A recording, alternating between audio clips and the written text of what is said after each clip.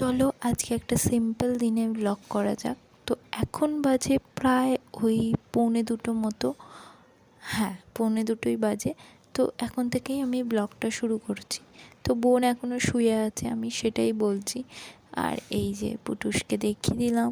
তো আমাদের স্নান টান সব হয়ে গেছে, তারপরেই ব্লগ শুরু করেছি। স্নান করে উঠে আমি এই মুখে একটু এই ফেস প্যাকটা লাগিয়ে নিচ্ছি। এটা হচ্ছে ক্যাফেনে।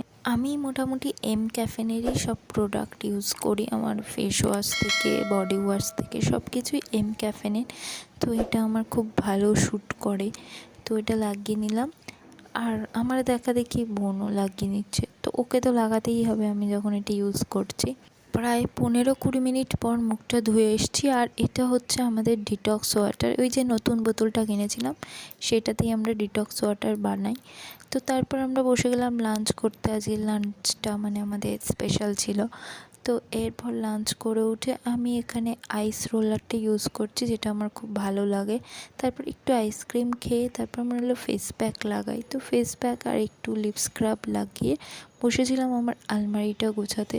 তো এই হচ্ছে আমি সব গুছিয়ে ফেলেছি আলমারিতে। এটা আমার খুব ভালো লাগে, কারণ আমার অগোছালো একদম ভালো লাগে না। তারপর একটু এই বইটা পড়ছিলাম।